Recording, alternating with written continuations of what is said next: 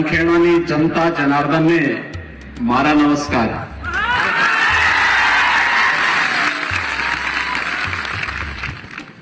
मैं गुजरात की इस धरती को नमन करता हूं,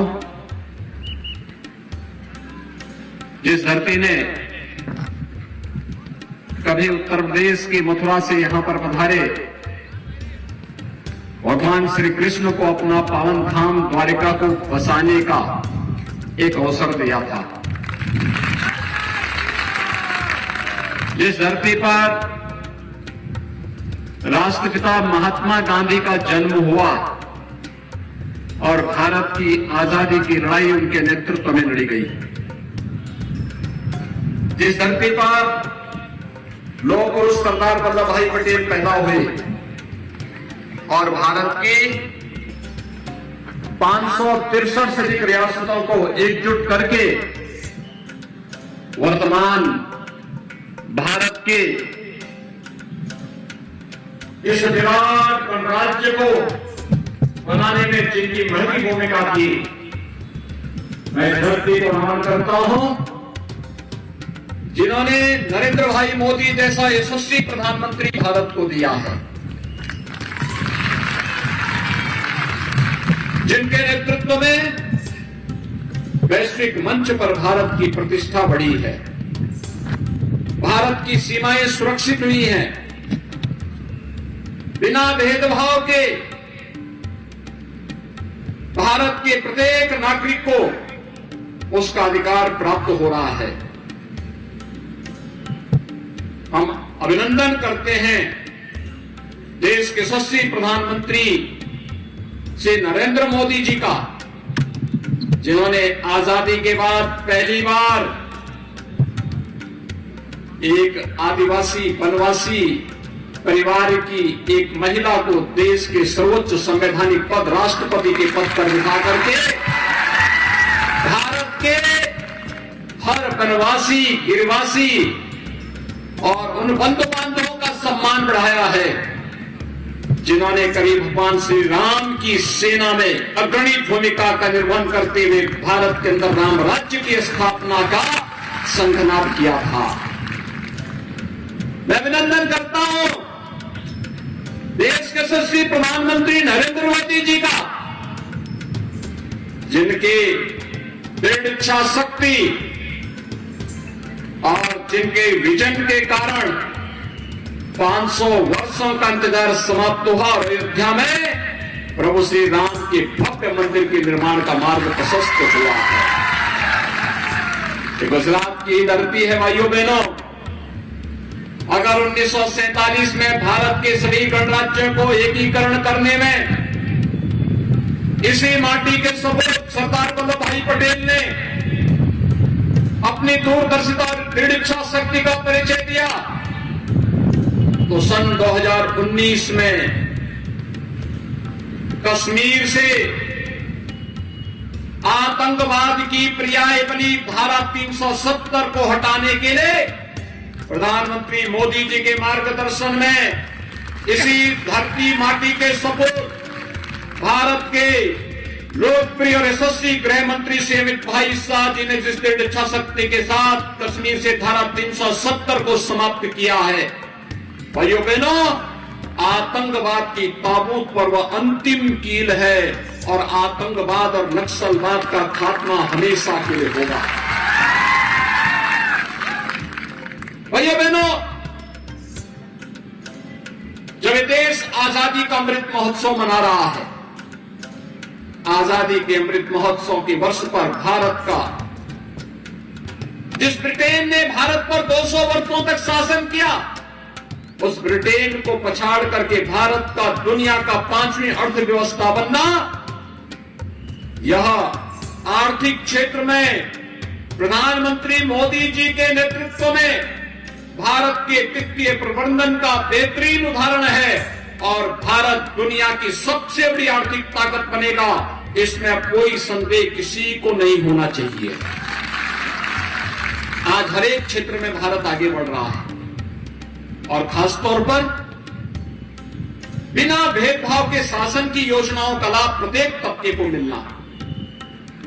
वो भारत का किसी भी जाति, किसी भी मत, किसी भी मजहब, किसी भी क्षेत्र, किसी भी भाषा का हो, बिना भेदभाव के शासन की योजनाओं का लाभ सबको मिल रहा है। हम विकास कराएंगे सबका, लेकिन तुष्टीकरण किसी का नहीं करेंगे।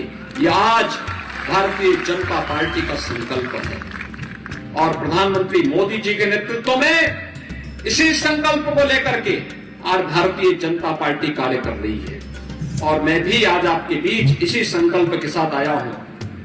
भाइयों बहनों, आपने देखा होगा तमाम दल आते हैं, चुनाव के समय बड़ी बड़ी घोषणाएं करते हैं, लेकिन जो संकट के समय आपका साथी है वही आपका सच्चा साथी है। और संकट के समय में आपने देखा होगा इस सदी की सबसे बड़ी महामारी कोरोना महामारी आई थी। कोरोना महामारी के दौरान आपने देखा होगा फ्री में टेस्ट, फ्री में उपचार, फ्री में वैक्सीन और हर गरीब परिवार को, हर वनवासी परिवार को, हर अनुसूचित जाति के परिवार को, देश के अंदर 80 करोड़ परिवारों को, 80 करोड़ लोगों को फ्री में राशन देने का काम भी प्रधानमंत्री मोदी जी ने किया। फ्री में वैक्सीन देने का काम भी किया। भाइयों बहनों, मैं आपसे पूछना चाहता हूं, अगर कांग्रेस की सरकार होती तो भाइयों बहनों राशन का पैसा भी खा जाते और वैक्सीन का पैसा भी सब खा जाते। किसी गरीब को नहीं मिलता। आज तो हर गरीब को आवास उपलब्ध हो रहा है। प्रधानमंत्री आवास योजना का लाभ मिल रहा है। आज हर गरीब को हर घर नल की योजना का लाभ मिल रहा है। आज हर गरीब के घर में बिजली का लट्टू जल रहा है। आज हर गरीब को राशन की सुविधा का लाभ मिल रहा है। और वन बंधु कार्यक्रम के अंतर्गत हर वनवासी बंधु को, जनजातीय बंधु को शासन की योजना के साथ जोड़ करके आज लाखों करोड़ रुपए उनके उन्नयन के लिए गुजरात के अंदर भूपेंद्र भाई पटेल के नेतृत्व की भारतीय जनता पार्टी की सरकार उनके उन्नयन के लिए कार्य कर रही है। आज भाइयों बहनों, गुजरात के अंदर निराश्रित महिला पेंशन, विधवा महिला पेंशन हो, वृद्धावस्था पेंशन का लाभ हो, दिव्यांगजनों को मिलने वाली पेंशन की सुविधा का लाभ हो, बिना भेदभाव के योजनाओं का लाभ उपलब्ध कराया जा रहा है। और यही नहीं, एक और भारत के सर्वोच्च संवैधानिक पद पर, देश के राष्ट्रपति के पद पर एक वनवासी और जनजातीय परिवार से जुड़ी हुई श्रीमती द्रौपदी मुर्मू जी को देश का राष्ट्रपति बना करके भारत का गौरव बढ़ाने का काम प्रधानमंत्री मोदी जी के नेतृत्व में हुआ है। तो दूसरी तरफ गुजरात के अंदर भगवान बिरसा मुंडा के नाम पर विश्वविद्यालय की स्थापना का कार्यक्रम भी उसी श्रृंखला का एक नया हिस्सा है। और इसलिए भाइयों बहनों, आज हम सब आपके पास आए हैं। मैं आप सबसे ये अपील करने के लिए आया हूं कि भाइयों बहनों, क्या कांग्रेस कश्मीर से धारा 370 को हटा पाती? मैं आपसे पूछना चाहता हूं, क्या वो हटा पाती? क्या अयोध्या में राम मंदिर का निर्माण कांग्रेस कर पाती? और क्या कांग्रेस सरदार साहब का जो सबसे बड़ी प्रतिमा बनी है गुजरात में, प्रधानमंत्री मोदी जी ने बनाया है, क्या कांग्रेस बना पाती? कांग्रेस ने तो सरदार साहब को भी सम्मान नहीं दिया और बाबा साहब भीमराव अंबेडकर को भी सम्मान नहीं दिया। बाबा साहब भीमराव अंबेडकर से जुड़े हुए पंच तीर्थों का निर्माण भी प्रधानमंत्री मोदी जी के मार्गदर्शन और नेतृत्व में हुआ है। आज जनजातीय बंधुओं को छात्रावास की सुविधा हो, स्कॉलरशिप की सुविधा हो, इन सभी प्रकार की सुविधाओं का लाभ अगर कोई दे रहा है वो भारतीय जनता पार्टी के नेतृत्व की डबल इंजन की सरकार दे रही है। दिल्ली में नरेंद्र भाई मोदी जी के नेतृत्व की भारतीय जनता पार्टी की सरकार है। गुजरात के अंदर श्री भूपेंद्र भाई पटेल के नेतृत्व की सरकार है। ये डबल इंजन की सरकार जब चलेगी तो बुलेट ट्रेन के रूप में विकास के कार्यों को भी लेकर के आगे बढ़ती है और बुलेट ट्रेन की तर्ज पर ही विकास का कार्य होना चाहिए। ये विकास हम सबके जीवन का आधार बनेगा और इसीलिए आज मैं आपके बीच कहने के लिए आया हूं। भाइयों बहनों, गुजरात में क्या होता था? भारतीय जनता पार्टी की सरकार आने के पहले, नरेंद्र भाई मोदी जी के प्रधानमंत्री बनने के पहले, मुख्यमंत्री बनने के पहले गुजरात में क्या होता था? दंगे होते थे, कर्फ्यू लगता था, गुंडागर्दी चरम पर थी, अराजकता फैलाने का कार्य होता था, लूट खसोट थी। पिछले 20 वर्षों के अंदर गुजरात में कोई कर्फ्यू नहीं, कोई दंगा नहीं।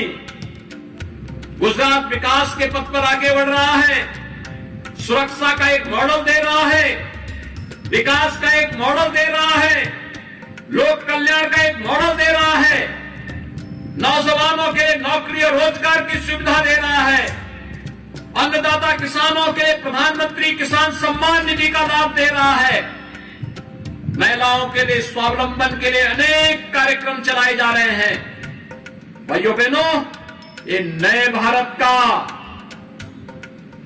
एक नया गुजरात है और इसीलिए तो हर गुजराती कह पड़ता है, जय जय गरवी गुजरात। और भाइयों बहनों, ये तब सार्थक होगा जब 7वीं बार भी कमल चुनाव चिन्ह की सरकार गुजरात के अंदर बनेगी। आप सभी श्री अभय सिंह भाई तड़वी के समर्थन में कमल चुनाव चिन्ह पे वोट देंगे। सो आप बधा, भाजपा ने भव्य जीत आपसे, हाथ ऊंचा करने समर्थन आपो। सभी लोग मेरे साथ बोलेंगे, भारत माता की, भारत माता की, भारत माता की, जय श्री राम, जय जय श्री राम। आदरणीय वीपी जी